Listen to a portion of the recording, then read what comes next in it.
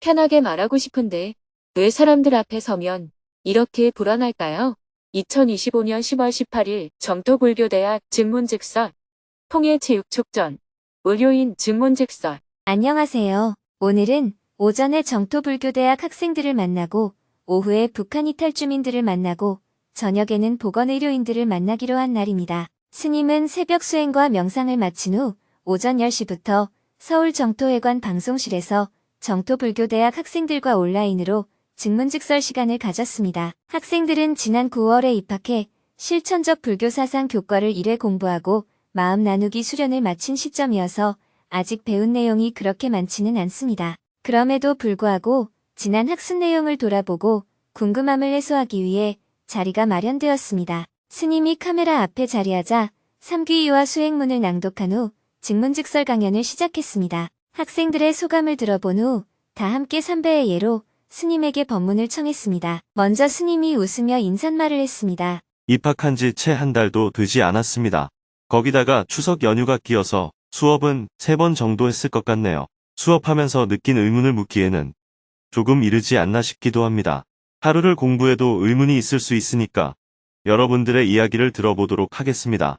수업을 시작한 지 얼마 되지 않았지만 질문들이 많았습니다. 2시간 동안 8명이 손을 들고 스님에게 질문을 했습니다. 그중 한 명은 사람들 앞에 서기만 하면 긴장되고 불안해 마음을 편히 나누지 못한다며 고민을 털어놓았습니다. 편하게 말하고 싶은데 왜 사람들 앞에 서면 이렇게 불안할까요? 저는 불교대학 수업 시간에 소감 발표나 마음 나누기가 힘들었습니다. 뭘 말해야 하는지 신경이 쓰이고 불안감도 느꼈습니다. 잘 보여야 하는 사람도 없고 시험을 보는 것도 아닌데 긴장이 되었어요. 다른 분들이 발표할 때 잘 듣는 것도 공부이건만 정작 내가 뭐라고 말할까에 더 신경이 쓰였습니다. 직장에서도 여러 사람 앞에서 말해야 하면 미리 다 적어놓고 아예 내용을 외웁니다. 저는 사람들과 편하게 소통하고 싶은데 제가 어떻게 보일까에 신경을 씁니다. 어떤 관점을 가지면 이런 불안감 없이 편안하고 당당한 사람이 될 수 있을까요? 우리가 나누기를 할 때는 소감 나누기와 마음 나누기가 있습니다. 이 두 가지는 비슷해 보이지만 그 성격이 조금 다릅니다. 마음 나누기란 지금 이 순간 내 마음의 상태를 그대로 알아차리고 드러내는 것입니다. 지금 화가 나 있다면 그저 화가 났습니다 하고 말하는 거예요. 이처럼 마음 나누기는 짧고 단순합니다. 문장이 길어지면 그것은 이미 생각 나누기이지 마음 나누기가 아닙니다. 예를 들어 질문자의 경우 마음 나누기는 지금 제 마음이 조마조마합니다. 지금 불안합니다. 지금 답답합니다. 이렇게 표현할 수 있습니다. 그리고 그 이유를 한 문장만 덧붙이면 충분합니다. 무슨 말을 해야 할지 자꾸 걱정이 되기 때문입니다. 말을 잘하고 싶은 마음에 집착하기 때문입니다. 잘 보이고 싶은 생각이 올라오기 때문입니다. 스님의 말이 잘 이해되지 않아 답답합니다. 마음 상태는 미리 적거나 준비할 필요가 없습니다. 무슨 말을 해야 하지 하고 미리 생각하는 순간 그것은 이미 생각 나누기가 되어버립니다. 진정한 마음 나누기는 그저 지금 이 순간의 내 마음을 있는 그대로 알아차리고 말하는 것입니다. 지금 저는 시원합니다. 왜냐하면 스님의 설명을 듣고 이해가 되었기 때문입니다. 지금 저는 기쁩니다. 왜냐하면 내가 원하던 것을 얻었기 때문입니다. 이처럼 지금 이 순간 느끼는 내 마음을 그대로 표현하면 됩니다. 어제의 마음도 아니고 다른 사람의 마음도 아닙니다. 오직 지금 이 순간의 내 마음, 그리고 그 마음이 일어난 이유를 간단히 덧붙이면 충분합니다. 즉, 어떻습니다 하는 한 문장과 이유는 이렇습니다 하는 한두 문장 정도면 됩니다. 그래서 마음 나누기는 3문장을 넘지 않습니다. 말이 길어진다면 그것은 이미 마음이 아니라 생각을 나누는 것입니다. 마음 나누기는 본래 어려운 것이 아닙니다. 지금 마음이 답답합니다. 왜 그런지는 잘 모르겠습니다. 이렇게만 말해도 충분합니다. 지금 느껴지는 마음을 솔직히 드러내는 것. 그것이 바로 마음 나누기입니다. 반면에 소감 나누기는 마음 나누기에 자신의 생각을 덧붙이는 것입니다. 방금 정토불교대학을 다니며 느낀 소감을 이야기할 때 말이 좀 길어졌지요. 그건 바로 생각을 나누고 있기 때문입니다. 소감 나누기는 지금 마음의 상태를 표현하는 것이 아니라 과거의 경험이나 그때의 생각을 되짚어 말하는 것입니다. 예를 들어 정토불교 대학을 어떻게 듣게 되었는지, 증문즉서를 통해 어떤 도움을 받았는지 등을 이야기하는 것이죠. 즉 소감에는 지금 마음이 긴장됩니다 같은 현재의 마음 표현에 더해 그 마음이 생기게 된 자기 생각과 해석이 함께 담깁니다. 만약 10명이 20분 동안 소감을 나눈다면 한 사람당 평균 2분 정도 이야기하면 됩니다. 누구는 조금 길게, 누구는 짧게 하더라도 길어야 3분, 짧아도 1분 이상은 필요합니다. 아무 소감도 없습니다라는 말은 사실 말하기가 싫다는 뜻이에요. 소감은 자신의 생각이나 느낌을 생각나는 대로 짧게 이야기하면 충분합니다. 그런데 남들 앞에서 말을 하게 되면 잘해야 한다는 부담감이 생기고 그 생각 때문에 자신감이 떨어져 오히려 입을 열기가 더욱 어려워집니다. 사실 정토불교 대학을 다니는 것이 힘든 게 아니라 가장 어려운 건 바로 소감 나누기와 마음 나누기입니다. 이 두 가지 때문에 공부를 계속하기가 망설여질 때도 있습니다. 그냥 조용히 듣고 가면 되는데 왜 굳이 나누기를 해야 하지 하는 생각이 들기도 하지요. 그런데 정토회에 조금만 다녀보면 알게 됩니다. 정토불교 대학의 백미는 바로 이 나누기 시간입니다. 스님의 법문을 듣는 것도 좋지만 서로의 마음을 나누는 시간에는 진짜 서로 간에 교감이 생깁니다. 법문은 일방적으로 듣는 것이지만 마음 나누기는 마음과 마음이 오가는 상호 교감의 시간이에요. 그런데 우리는 평소에 마음을 잘 나누지 않습니다. 혼자 고립된 채 살아가는 경우가 많지요. 항상 잘해야 한다는 생각이 깊이 자리 잡고 있어서 관계를 맺는 것도 서툴고 자꾸 움츠러듭니다. 그래서 정토불교 대학에서는 일부러 나누기를 자주 시키는 것입니다. 시간이 조금 지나면 변화가 생깁니다.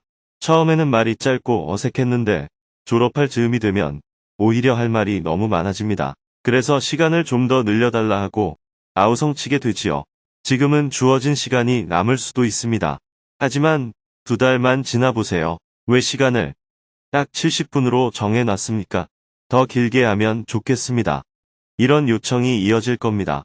인도 성지 순례도 마찬가지입니다.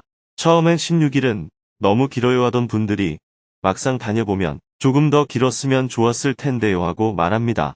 이처럼 진짜 교감이 시작되면 그 시간은 언제나 짧게 느껴지기 마련입니다. 경전 강의를 들으면서 기뻤습니다. 그동안 이해하지 못했던 구절이 이제는 이해가 되었어요. 경전 강의를 들으면서 답답했습니다. 아직도 무슨 뜻인지 잘 모르겠습니다. 이렇게 말하면 됩니다. 전혀 어렵지 않아요. 마음 나누기는 짧습니다. 길어야 30초를 넘지 않아요. 여기에 자신의 경험이나 하고 싶은 말을 조금 덧붙이면 충분합니다. 이런 식으로 꾸준히 연습하다 보면 사람들과 대화할 때 미리 메모를 준비하는 습관에서도 자연스럽게 벗어날 수 있습니다. 물론 논문 발표나 사례 발표처럼 형식을 갖춰야 하는 자리에서는 간단한 메모가 필요합니다. 그건 생각 나누기에 해당하기 때문이에요. 잊지 않기 위해 줄거리를 정리하거나 전체 내용을 미리 적어와서 읽는 것도 괜찮습니다. 말하다 보면 빠뜨릴 수도 있고 끝나고 나서 그 이야기를 못했네 하고 아쉬워할 수도 있으니까요. 저는 직장에서 사람들과 이야기하거나 더 많은 사람 앞에서 말할 때 많이 떨려서 편안하기가 좀 힘듭니다. 이 마음을 어떻게 내려놓고 편안하게 이야기할 수 있는지 궁금합니다. 사람들 앞에 섰을 때 마음이 떨리면 그저 지금 마음이 떨립니다라고 말하면 됩니다. 그 마음을 감추려 하니까 오히려 더 힘든 거예요. 그냥 솔직하게 여러 사람 앞에 선이 떨리네요. 부족하지만 잘 들어주세요. 혹은 제가 언변이 부족합니다. 두서 없지만 한번 이야기해 보겠습니다. 이렇게 말하고 시작하면 됩니다. 잘하려고 하니까 떨리는 겁니다. 물론 어떤 발표는 준비가 필요하지만 굳이 외울 필요는 없습니다. 특히 소감 나누기나 마음 나누기에서는 메모조차 필요 없어요. 그때그때 지금의 마음 상태를 그대로 말하면 충분합니다. 익숙해지려면 반복 연습이 필요합니다. 불편한 일도 여러 번 해보면 자연스러워집니다. 그래서 발표가 망설여지는 사람일수록 더 자주 발표를 해봐야 합니다. 한두 번 하다 보면 금세 익숙해져요. 노래도 마찬가지입니다. 노래에 봐라 하면 저 노래 잘 못해요 라고 말하죠. 그런데 사실 그건 못한다가 아니라 잘 못한다는 뜻이에요. 노래해 봐라라고 했지. 노래를 잘해봐라라고 한 게 아니잖아요. 그냥 학교 종이 땡땡땡을 부르든 산토끼 토끼야를 부르든 무슨 노래든 하면 되는 겁니다. 그런데 우리는 잘해야 한다는 강박에 사로잡혀 저는 노래 못해요 하며 물러서게 되는 겁니다. 사람들은 질문자가 가수가 아니라는 걸 다 알고 있어요. 그러니 못 불러도 아무 문제 없습니다. 다만 스스로 가수와 비교하며 위축되는 거예요. 그러니 자꾸 사람들 앞에서 말하는 연습을 하세요. 할수록 익숙해집니다. 남 앞에서 말이 너무 길어지는 사람은 짧게 말하는 연습을, 자꾸 나서는 사람은 말하기보다 듣는 연습을 하면 됩니다. 사실 지금 소감 나누기 하는 것도 약간 떨립니다. 그런데 스님 말씀 중에 제 마음에 제일 잘 와닿은 건 하라고 했지 잘 하라고 한 적 없다라는 말씀이었습니다. 제가 직장에서 같은 일을 15년 넘게 하고 있는데 사람들 앞에서 이야기하거나 사회를 보는 일을 자주 합니다. 한 달에 한 번은 꼭 하니까 이제는 좀 잘할 때도 되지 않았나 싶었는데 아직도 떨리거든요. 제가 오늘 새겨들어야 할 것은 너무 잘하려고 하니까 긴장됐다는 겁니다. 다른 사람들은 술술 잘하는데 저는 미리 적은 메모를 들고 말하는 것을 스스로 부끄러워했던 것 같아요. 하지만 스님 말씀을 듣고 이것도 괜찮다는 것을 느꼈습니다. 감사합니다. 앞으로는 메모 없이도 그냥 해보세요. 말을 하다 실수를 하더라도 죄송합니다. 제가 머리가 좀 나빠서요 하며 자연스럽게 넘기면 됩니다. 너무 완벽하게 하려 하지 말고 필요할 때는 메모를 활용해도 괜찮습니다. 가끔 메모를 보면서 말해도 전혀 문제되지 않아요. 그걸 창피하게 생각할 필요는 없습니다. 한 나라의 대통령도 TV에 나와 연설할 때 실제로는 모두 원고를 보고 있습니다. 계속해서 질문들이 이어졌습니다. 내가 옳다는 생각을 내려놓으면 주관이 없는 사람처럼 되는 건 아닐까요? 잘못한 사람을 합리화하게 되는 건 아닐까요? 명절이나 기년 후에 혼자 지내다 보면 외로움이 크게 느껴집니다. 혼자 있어도 괴롭지 않으려면 어떤 마음가짐이 필요할까요? 괴로움이 없는 상태가 되면 인생이 무미건조하지 않을까요? 희로애락이 있는 삶이 오히려 더 인간적인 것은 아닐까요? 화가 난 걸 알아차리고 화를 내지 않기로 선택했을 때 그것은 화를 참는 것과 다른 걸까요? 상대의 집착이나 강요로 내가 괴로움을 느낄 때 내 마음만 다스리는 것으로 충분할까요?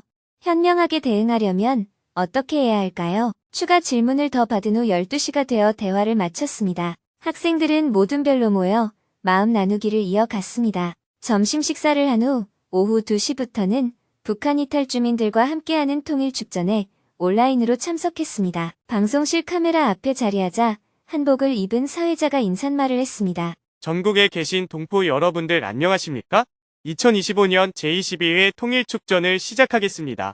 통일축전은 시대의 흐름에 발맞춰서 온라인과 오프라인을 병행하는 행사로 진행되고 있습니다. 오늘은 지역별로 8곳에서 900여 명이 함께 모여서 참여했습니다. 또 온라인으로 400여 명 참여해서 총 1,300여 명이 함께한 가운데 평화와 통일에 대한 염원을 새기는 시간을 가졌습니다. 먼저 스님이 북한 이탈 주민들을 위해 격려의 말씀을 해주었습니다.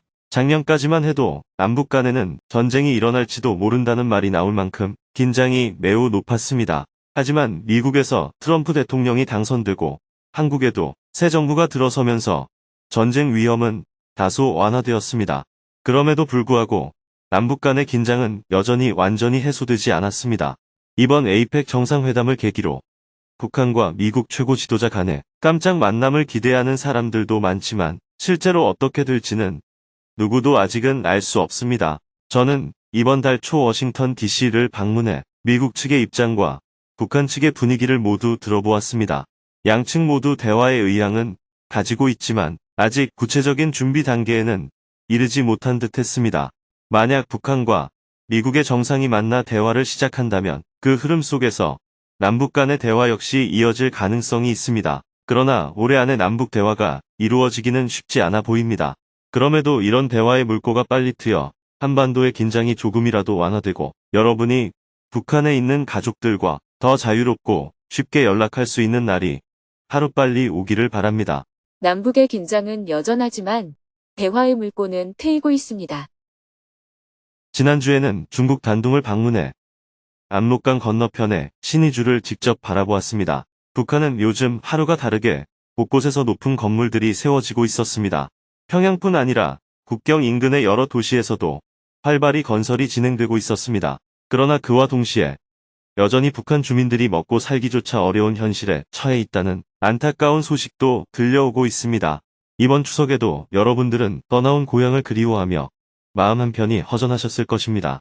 남북이 대화를 재개하고 왕래가 허용된다면 고향을 다시 찾을 수 있는 길이 열릴 날도 머지 않을 것이라 생각합니다. 비록 지금은 통일이 멀게 느껴지더라도 머지않아 그리운 가족과 고향을 다시 만날 수 있는 날이 반드시 올 것입니다. 이어서 지역별 소개 시간을 가졌습니다. 광주 전라 지부를 시작으로 미리 연습한 구호를 힘차게 외쳤습니다. 저희는 오전에 4개 조로 나눠 체육대회를 신나고 재미있게 했습니다. 그 기운 담아 인사드리겠습니다.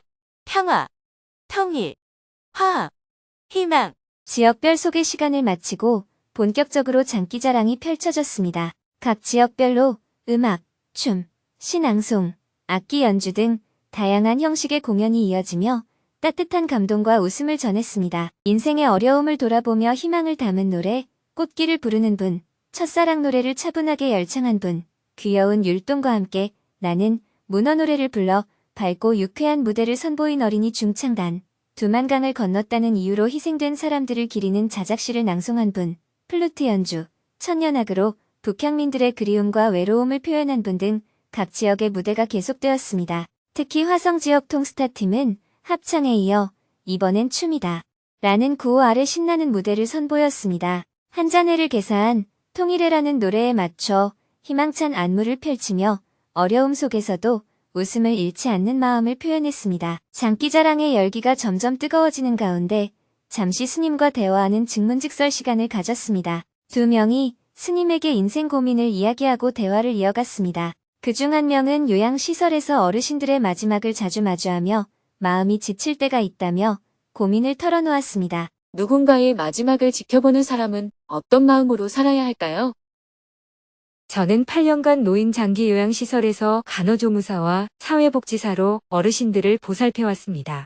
성품이 모두 다른 어르신들을 돌보다 보면 가끔 슬럼프를 느낄 때가 있습니다. 대략 일주일에 한 번꼴로 단체 대화방에 보고 소식이 올라오는데 삼가 고인의 명복을 빕니다라는 말조차 올리기 어려울 때가 있습니다. 외람된 말씀이지만 황혼기에 들어선 스님께서도 언젠가 돌봄이 필요하실 수도 있을 것 같습니다. 저와 같은 일을 하는 사람들이 어떤 마음으로 임해야 자기 일에 충실할 수 있을지 궁금합니다. 노인들은 거동이 불편하기 때문에 돌봄이 필요합니다. 그리고 노인을 돌보는 일을 하다 보면 함께하던 분의 임종을 자주 맞이할 수밖에 없습니다. 그것은 슬프지만 인생의 자연스러운 과정입니다. 돌아가시지 않으면 좋겠다는 것은 돌보는 사람의 바람일 뿐, 죽음은 누구도 막을 수 없는 자연현상입니다. 그래서 첫째로 돌아가시기 전까지 편안하게 지내시다가 가시면 좋겠다 하는 마음을 가지면 좋습니다. 돌아가신 이를 너무 슬퍼하거나 붙잡으려 하기보다 그분이 마지막 순간까지 평안하기를 바라는 마음으로 바라보면 됩니다. 둘째로 노인을 대할 때는 요구하기보다 그분의 뜻에 맞추는 태도가 필요합니다. 나이가 들면 몸이 굳어질 뿐 아니라 생각과 마음도 유연하지 않게 됩니다. 그래서 흔히 고집이 세졌다라고 표현하지요. 부모가 자식의 말을 잘 듣지 않는 것도 고의가 아니라 그만큼 생각이 쉽게 바뀌지 않기 때문입니다. 따라서 어르신이 뭔가를 요구하실 때는 가능한 한 그분의 뜻에 맞추어 드리는 것이 좋습니다. 내가 이건 이렇게 하세요라며 요구하기보다 네, 알겠습니다 하고 존중하는 태도로 응대하면 됩니다. 물론 모든 요구를 다 들어드릴 수는 없습니다. 그럴 때는 죄송합니다. 어르신, 이건 제가 하기 어렵습니다 하고 정중히 말씀드리면 됩니다. 할 수 있는 일은 기꺼이 하고 할 수 없는 일은 공손하게 사양하는 것, 이것이 가장 바람직한 태도입니다. 노인을 돌보는 일을 하다 보면 죽음을 자주 접하게 되는 것은 피할 수 없는 일상입니다. 반대로 어린아이를 돌보는 사람은 그런 일을 거의 겪지 않겠지요. 그러니 죽음이 잦아서 괴롭다라고 생각하기보다 내가 마지막까지 이분이 편안하도록 도와드려야겠다 하는 마음으로 바라보면 일이 한결 가벼워집니다. 노인들은 몸과 마음이 굳어져 있어서 쉽게 바뀌지 않습니다. 그래서 내가 어르신께 맞추는 것이 훨씬 현명합니다. 원하시는 것을 모두 해드리려 하면 내 마음이 지치고 거절할 때는 못해요라고 말하기보다 죄송합니다. 어르신, 이건 제가 하기 어렵습니다 하고 부드럽게 말씀드리면 됩니다. 이런 마음가짐으로 일한다면 노인을 돌보는 일도 부담이 아니라 따뜻하고 가벼운 보살핌의 길이 될 것입니다. 잘 알았습니다. 감사합니다. 노인들을 보살피신다니 그 마음이 참 고맙습니다. 벌써 저를 보살핌이 필요한 나이라고 걱정하시는 걸 보니 저도 많이 늙었나 봅니다. 직문직설을 마치고 다시 장기자랑 시간을 이어갔습니다. 애절한 감정이 담긴 미운 사랑을 불러 관객들의 마음을 울린 분, 색소폰으로 등려군의 명곡 월량대표 아적심을 연주하며 사랑과 그리움의 감정을 표현한 분, 걸그룹 에스파의 위플래쉬에 맞춰 힘찬 댄스를 선보여 활력을 더한 분, 옛 추억이 담긴 찔레꽃을 부르며 따뜻한 감성을 자아낸 분, 북한 노래 용서하시라를 통해 어머니와 스승님에 대한 그리움을 노래한 분, 꽃길을 부르며 고향에 대한 그리움을 표현한 분, 특별한 악기인 에어로폰으로 이별의 노래를 연주하며 감미로운 선율을 선사한 분까지 모두 고향에 대한 애틋한 마음, 그리고 평화와 통일에 대한 간절한 염원이 담긴 공연을 보여주었습니다. 흥겨움을 뒤로하고 마지막으로 스님이 북한 이탈 주민들이 간절히 그리워하는 고향 소식을 전하며 닿는 말씀을 해주었습니다. 여러분이 그토록 애타게 기다리는 고향 소식과 고향 방문은 아직 조금 더 기다려야 할 것 같습니다. 현재 북한이 남한과의 대화를 전면 중단한 상태이기 때문에 당장은 현실적으로 어렵습니다. 그렇지만 저는 이번 에이펙 정상회담을 앞두고 북미 간의 깜짝 대화가 성사될 가능성에 대비해 몇 가지 제안을 해두었습니다. 그중 하나는 북한 원산 관광지구에 미국인의 관광을 허용하는 방안입니다. 북한은 원산에 훌륭한 관광단지를 조성해 두었지만 외국인 방문이 거의 없어 어려움을 겪고 있습니다. 또 하나는 북한 출신 미국 교민들을 위한 추모 공간 조성입니다. 고향에 살아서 돌아갈 수는 없어도 죽은 뒤에는 고향 땅에 묻힐 수 있도록 평양 근교에 수목장 형태의 추모 시설을 만드는 것입니다. 이렇게 되면 자손들이 북한을 방문해 조상을 기리고 동시에 북한을 여행할 수 있는 기회도 생길 것입니다. 현재 북한은 6.25 전쟁 당시 숨진 미군들의 유해를 다수 발굴해 보관하고 있다고 합니다. 그중 일부를 미국에 송환하는 과정을 통해 북미 간의 가벼운 대화가 다시 시작된다면 이는 한반도의 전쟁 위기를 완화하는 데 큰 도움이 될 것입니다. 남북의 문은 닫혀 있지만 대화의 길은 다시 열릴 것입니다. 정전협정이 체결된 지 어느덧 72년이 흘렀습니다. 아직까지도 우리는 전쟁 상태에 머물러 있습니다. 이제는 종전협정이 필요할 때입니다. 그렇게 된다면 한반도의 전쟁 위험이 사라지고 남북 간에도 보다 안정적이고 평화로운 관계가 이어질 수 있을 것입니다. 북한 소식을 조금 전해드리겠습니다. 최근 북한에서는 밀 농사를 본격적으로 시작했다고 합니다. 그동안 주로 옥수수를 재배했지만 일부 지역에서 보리와 밀을 시험 재배해 본 결과 생산량이 더 늘어났다고 해요. 비료가 부족한 북한의 현실에서는 비료를 많이 필요로 하는 옥수수보다 상대적으로 비료 의존도가 낮은 밀의 생산 효율이 더 높았던 것 같습니다. 그래서 우려했던 것보다는 상황이 조금 나아진 셈이지요. 현재 북한은 남한과의 대화를 전면 중단한 상태이며 남한의 어떠한 지원도 받지 않고 있습니다. 그로 인해 제가 북한 주민들을 돕던 일도 지금은 멈춘 상태입니다. 하지만 제 생각으로는 조만간 남북 간의 교류가 다시 시작될 가능성이 있습니다. 여러분이 하루빨리 고향을 방문할 수 있도록 저 역시 계속 노력하겠습니다. 비록 통일이 당장 이루어지지는 않더라도 고향을 오가며 가족과 만나고 소식을 주고받을 수 있게 된다면 그것만으로도 큰 일이지요. 그러니 우리 함께 그런 날을 향해 희망을 잃지 말고 나아갑시다. 지금 남북 관계가 단절된 듯 보여 여러분의 마음이 조마조마하시겠지만 지난 70여 년의 분단 역사를 돌이켜보면 알 수 있습니다. 오늘은 전쟁이 날 것처럼 보이다가도 내일이면 통일이 될 것 같고 모레 다시 경색되었다가도 또다시 풀리기를 반복해왔지요. 그러니 지나친 기대나 실망 모두 내려놓으시길 바랍니다. 지금처럼 상황이 경색되어 보여도 곧 풀릴 것이고 또 어떤 때는 통일이 눈앞에 다가온 듯해도 다시 어려워질 수도 있습니다. 한반도 문제는 늘 그렇게 오르내림을 반복해왔습니다. 제 예상으로는 올해 연말이나 내년 상반기쯤 미국과 북한의 대화가 재개될 것 같습니다. 남북 관계도 그 이후에 풀릴 가능성이 높습니다. 한때 북한이 지나치게 고립되어 이러다 무너지지 않을까 하고 생각했지만 지금은 상황이 조금 달라졌습니다. 러시아와의 군사 협력으로 안보 기반을 다졌고 최근에는 중국과의 관계도 서서히 개선되고 있습니다. 곧 중국과의 경제 교류도 재개될 전망이며 중국의 전자상거래 기업이 북한 진출을 준비 중이라는 소식도 들려옵니다. 겉으로 보기에는 여전히 변화가 느린 것 같지만 실제로는 북한이 세계의 흐름에 발맞춰 조심스럽게 국제사회로 한 걸음씩 나아가고 있는 중입니다. 아직 밖으로는 뚜렷하게 드러나지 않았지만 내부에서는 분명 변화의 조짐이 여기저기서 일어나고 있습니다. 그러니 너무 걱정하지 마시길 바랍니다. 고향 방문보다 먼저 중요한 것은 서로 소식을 자유롭게 주고받을 수 있는 환경입니다. 현재도 전화나 물품 전달이 비공식적으로 가능하긴 하지만 비용이 많이 들어 쉽지 않지요. 이런 교류가 합법적이고 안정적으로 이루어질 수 있다면 고향 방문의 길도 훨씬 빨리 열릴 것입니다. 그러니 희망을 잃지 마시고 한국에서 생활을 잘 정착시키며 힘을 기르시기 바랍니다. 지금은 걱정을 조금 내려놓고 언젠가 고향에 연락하고 도움을 전할 수 있는 날을 대비해 조금씩 준비해 나가면 좋겠습니다. 무엇보다 여러분 자신이 이곳에서 먼저 행복하게 잘 사는 것, 그것이 고향과 가족을 위한 가장 큰 힘이 될 것입니다. 그럼 김장철에 다시 뵙겠습니다. 내년에도 이런 뜻깊은 자리를 마련하겠습니다. 오늘 이렇게 만나 뵙게 되어 정말 반가웠습니다.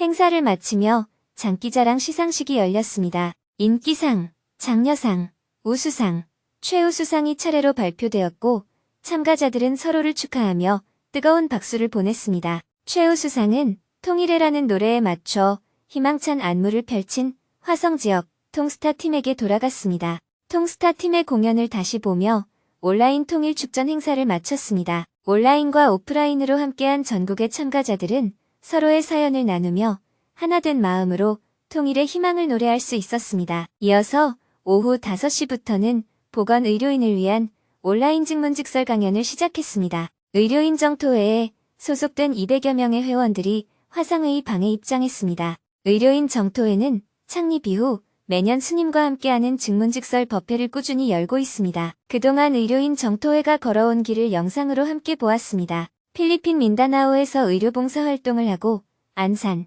일산, 부산에 있는 JTS 다문화센터에서 매주 일요일마다 소외계층을 위한 무료 진료를 진행하고 각종 정토회 행사 때마다 의료 지원을 해온 모습을 돌아볼 수 있었습니다. 이어서 스님이 의료인 정토회의 노고에 감사의 마음을 전하며 앞으로 의료인 정토회의 과제에 대해 이야기하며 대화를 시작했습니다. 세계 곳곳에는 여전히 의료 사각지대가 존재합니다. 즉, 의료 혜택을 충분히 받지 못하는 사람들이 많습니다. 부처님께서는 마지막 유언에서 공양의 공덕을 강조하시며 두 가지를 말씀하셨습니다. 첫째는 배고픈 사람에게 음식을 주는 것이고, 둘째는 아픈 사람을 치료해 주는 것입니다. 그만큼 의료 지원은 매우 소중한 일입니다. 현재 JTS는 배고픈 이들을 위한 식량 지원을 활발히 진행하고 있으며 아이들을 위한 학교 건립도 큰 규모로 추진하고 있습니다. 그러나 최근 가난한 지역들을 방문해보면 음식이나 옷, 학교도 물론 중요하지만 그보다 더 절실하게 필요한 것은 아플 때 치료받을 수 있는 의료 지원이라는 사실을 절감하게 됩니다. 그런데 현실적으로 의료 분야의 전문가가 상대적으로 부족하다 보니 JTS 사업 중 의료 지원 부문이 다소 미흡한 실정입니다. 이런 가운데 여러분이 필리핀 민다나오 사업장에서 의료 봉사를 해주셨고 앞으로 인도 수자타 아카데미가 있는 둥게스와리 마을에서도 의료 활동을 계획하고 있습니다. 또한 부탄 지역에서는 지속 가능한 개발의 일환으로 안과 수술, 보청기, 노인을 위한 틀니 지원 등의 사업을 추진 중이며 특히 틀니 지원은 이미 실행을 위한 답사 단계에 들어가 있습니다. 이런 활동들이 의료인 정토회를 중심으로 점점 확대되고 있다는 점에서 진심으로 감사드립니다. 가난보다 힘든 것은 아픈데 치료받지 못하는 고통입니다. 저는 정토회가 이러한 일들을 보다 체계적으로 수행하기 위해 반드시 해결해야 할 과제가 하나 있다고 생각합니다. 그것은 바로 정토회가 자체 의료기관, 즉 종합병원을 보유하는 것입니다. 규모가 크지 않더라도 자체 병원이 하나 있으면 의료봉사 활동을 훨씬 효율적이고 조직적으로 수행할 수 있습니다. 현재 의료인 여러분은 개인 병원을 운영하거나 큰 병원에 근무하면서 해외 봉사에 참여하기 때문에 시간을 내기가 쉽지 않습니다. 그러나 자체 병원이 있다면 이곳이 의료용품 지원과 봉사활동의 거점이 되어 의료인들이 더욱 효율적으로 참여할 수 있을 것입니다. 특히 오늘날처럼 온라인으로 모든 것이 연결된 시대에는 의료인 정토의 내부에서도 안과, 치과, 내과 등 전공별로 네트워크를 구성해 진료를 지원하는 시스템을 구축하면 좋겠습니다. 이러한 기반이 마련된다면 해외 의료 봉사 역시 훨씬 수월해질 것입니다. 따라서 병원 설립 계획을 장기적으로 구체화해 나가는 것이 필요합니다. 이러한 기반이 갖춰진다면 앞으로 의료 사각지대 지원은 더욱 중요해질 것입니다. 예를 들어 북한의 경우 식량과 생활 여건도 어렵지만 실제로는 의료 지원이 가장 절실한 상황입니다. 최근 평양에 1000개 병상 규모의 병원을 신축했지만 내부 시설은 제대로 갖추지 못했다고 합니다. 중국에서 들여온 중고 의료기기로 대부분을 채우고 있으며 소독약이나 거즈 같은 기본적인 의약품과 소모품조차 부족하다고 합니다. 남북 관계가 개선되어 북한이 구호품을 수용하기만 한다면 대형 의료기기까지는 아니더라도 이러한 기초의약품과 소모품은 전적으로 지원할 수 있는 협약을 추진하려 합니다. 현재 인도에서 운영 중인 소규모 클리닉 역시 의료인이 상주하지 않아 보건소 수준에 머물러 있는 현실입니다. 의료인은 평균적으로 다른 직종보다 수입이 높기 때문에 65세에 은퇴하고 이후 10년 정도 봉사하겠다고 나서는 경우가 많지 않습니다. 오히려 70세, 80세까지 일하는 경우가 많아 봉사자를 확보하기가 쉽지 않습니다.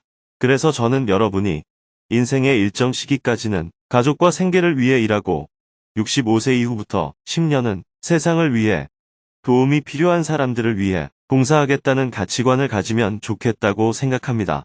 평생을 봉사하지는 못하더라도 그 정신을 이어가는 것이 중요합니다. 이를 실현하기 위해서는 국내에 작더라도 자체 의료 기반을 마련해야 합니다. 그래야 해외 의료 봉사도 원활하게 이루어질 수 있습니다. 특히 동남아시아처럼 경제 수준이 일정 수준에 도달한 지역에서는 식량이나 물품보다 의료 지원이 가장 시급한 분야입니다. 그동안 우리가 주로 식량, 물품, 학교 지원에 집중해왔다면 이제는 의료 지원이야말로 그 지역 주민들에게 가장 필요한 일이라는 점을 인식해야 합니다. 여러분이 이러한 사명과 비전을 품고 적극적으로 참여해 주시기를 바랍니다. 의료인 정토회의 첫 번째 목표는 수행을 통해 자신의 마음을 다스리고 자신의 병원에서 마음이 어려운 환자를 잘 돌보는 것입니다. 두 번째 목표는 시간을 내어 세상에 보탬이 되는 일을 하는 것입니다. 특히 의료 사각지대에 있는 사람들을 돕는 것이지요. 더 나아가 세계의 의료 사각지대를 지원할 수 있기를 바랍니다. 예를 들어 시리아의 경우 저희에게 들어오는 가장 큰 요청이 병원을 지어주거나 리모델링해주고 병원에 필요한 기기나 약품을 지원해 달라는 것입니다. 그러나 현재 JTS는 의료 분야의 기본 역량이 부족해 이런 요청에 충분히 대응하기 어려운 실정입니다. 그래서 여러분의 전문성이 당장은 아니더라도 앞으로 꼭 살려졌으면 좋겠다는 마음입니다. 의료인들이 더 자주 봉사를 해줄 것을 당부하면서 참석자들의 질문을 받았습니다. 2시간 동안 5명이 손들기 버튼을 누르고 스님과 대화를 나누었습니다. 그중 한 명은 환자를 진심으로 대하지만 귀찮음과 불공평한 업무량 때문에 불만이 생긴다며 이런 갈등을 어떻게 다스려야 할지 스님에게 조언을 구했습니다. 의사로서 환자를 돕고 싶지만 일이 많아지면 귀찮은 마음이 듭니다. 저는 한방병원에서 전공의 과정을 수련 중인 한의사입니다. 제 병원이 아니다 보니 환자를 위해 더 잘 치료해주고 싶은 마음과 해야 할 일이 늘어나서 귀찮은 마음 사이에서 갈등합니다. 새로운 환자가 입원하면 해야 할 일이 늘어나고 귀찮다는 마음이 먼저 듭니다. 물론 직접 환자를 대면하면 측은지심과 그 환자를 위한 마음이 생겨서 진심으로 대하지만 주변 동료들에게 투덜거리거나 일이 늘어서 나오는 한숨은 멈출 수가 없네요. 또 직장 동료보다 제가 맡은 환자 수가 많은 편이라 이것 또한 불공평하게 느껴집니다. 이러한 마음가짐을 바르게 고치고 싶습니다. 스님의 조언을 부탁드립니다. 좋은 의사가 되려면 임상 경험이 많아야 할까요? 적어야 할까요? 많아야 합니다. 그렇다면 환자가 많이 배정되어야 할까요? 적게 배정되어야 할까요? 많이 배정되어야 합니다. 환자를 많이 배정해 주지 않는다고 불평하는 것은 이해할 수 있지만 환자가 많다고 불평하는 것은 스스로 좋은 의사가 되기를 포기하는 것과 같습니다. JTS가 운영하는 인도 수자타 아카데미에는 빌리지 닥터라고 불리는 지역 의사가 있습니다. 인도에서는 의사 밑에서 1년 정도 보조로 일하면 정식 의과대학을 나오지 않았더라도 의사가 이 사람은 1년 동안 나의 보조로 일했습니다라고 서명만 해주면 동네에서 약을 판매하거나 간단한 치료를 할 수 있는 빌리지 닥터 자격이 주어집니다. 의사가 절대적으로 부족하다 보니 생겨난 제도입니다. 우리 수자타 아카데미에 있는 의사도 이런 빌리지 닥터인데 놀랍게도 외상치료 실력은 한국 의사들보다 뛰어납니다. 그 이유는 하루에도 수십 명의 환자를 진료하며 많은 임상 경험을 쌓았기 때문입니다. 정갈이나 뱀에 물린 환자, 다리가 부러진 환자, 종기가 난 환자 등 다양한 환자를 끊임없이 치료하다 보니 실제 현장에서의 대응력이 매우 높습니다. 물론 인도 의사들이 항생제를 과도하게 처방하는 경우가 있어 한국 의사들이 보고 놀랄 때도 있습니다. 이는 분명 바람직하지 않은 점이지만 단기적으로는 효과가 빠릅니다. 인도에 가서 감기에 걸렸을 때 인도 의사에게 처방을 받으면 금세 낫는 이유도 바로 그 때문입니다. 반면 한국 의사의 처방은 비교적 약해 효과가 느리게 나타납니다. 이런 현상은 인도의 현실과도 관련이 있습니다. 대부분의 환자들이 가난하기 때문에 약을 먹고도 증상이 금방 나아지는 것을 느끼지 못하면 병원에 오지 않습니다. 그래서 인도 의사들은 환자들이 단기간에 증세를 개선시킬 수 있는 강한 처방을 선택할 수밖에 없는 것입니다. 아무리 지식이 부족하더라도 임상 경험이 많으면 병을 잘 고칠 수 있습니다.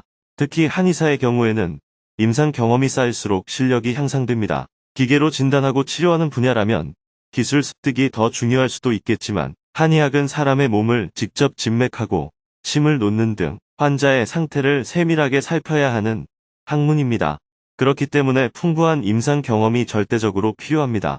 따라서 질문자가 훌륭한 한의사가 되기 위해서는 가능한 한 많은 임상 경험을 쌓는 것이 중요합니다. 다른 의사들의 임상 기회를 빼앗아서라도 배우려는 자세가 필요할 정도입니다. 그런데 오히려 다른 의사들과 비교해 내 환자가 너무 많다라고 불평한다면 이미 관점이 잘못된 것입니다. 설령 초과 근무를 하거나 식사할 틈도 없이 바쁘게 진료하더라도 임상 경험이 많아지는 것은 내게 주어진 소중한 기회다라는 관점을 가진다면 그 어떤 어려움도 문제가 되지 않습니다. 물론 요즘은 옛날과 달리 환자를 진료하면 반드시 진료 기록을 남겨야 하다 보니 임상 기회가 많아질수록 기록해야 할 행정 업무도 함께 늘어납니다. 그래서 더 힘들게 느껴질 수 있습니다. 선생님들 중에도 아이들만 가르치면 좋겠는데 행정 업무가 너무 많아 힘들다라고 하시는 분들이 있지요. 하지만 가르침과 행정은 떼어낼 수 없는 관계입니다. 의사도 마찬가지입니다. 환자만 진료하고 싶다라고 해도 진료 기록과 처방은 결국 의사가 직접 기록해야 합니다. 그것이 의사의 본분이기 때문입니다. 그러니 이러한 일을 귀찮게 여기기보다 환자를 진료한 뒤 그 결과를 기록하고 증상에 맞게 처방을 내리는 것까지 모두 의사의 역할로 받아들이는 것이 좋습니다. 한의사는 특히 임상 경험이 곧 실력으로 이어지는 직업입니다. 그러니 환자를 많이 보는 것을 귀찮게 여기지 말고 오히려 그것을 즐겁게 받아들이고 감사히 여겨 임상 경험을 많이 쌓는다면 더 훌륭한 한의사가 될 수 있을 것입니다. 네, 감사합니다. 스님 말씀을 듣고 보니 일단 부끄러운 마음이 좀 들었습니다. 앞으로 더 많은 경험을 쌓아서 훌륭한 한의사가 되기 위해 노력하겠습니다. 감사합니다.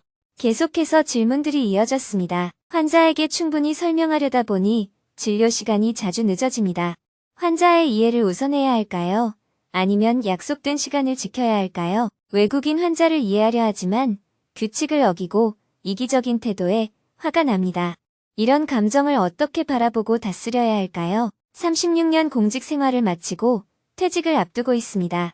앞으로의 삶을 어떻게 정리하고 준비해야 할까요? 죽음을 두려워하는 환자들에게 신앙에 의존하지 않고 어떻게 위로와 힘을 줄 수 있을까요? 보건의료인으로서 어떤 관점을 갖고 봉사를 해나가면 좋을지 올바른 관점을 가질 수 있는 시간이었습니다. 대화를 마치고 나니 저녁 7시가 되었습니다. 다음 강연 때 다시 만날 것을 기약하며 생방송을 마쳤습니다. 해가 저물고 저녁에는 원고 교정과 여러 가지 업무들을 본 후 하루 일과를 마무리하였습니다. 내일은 오전에 정토회 상임 천일준비위원회와 회의를 한 후 다문화 가족들을 위해 직문직설 강연을 하고 오후에는 청년 페스타 행사를 준비하는 서포터스 워크숍에 참석한 후 저녁에는 두북 수련원으로 이동할 예정입니다.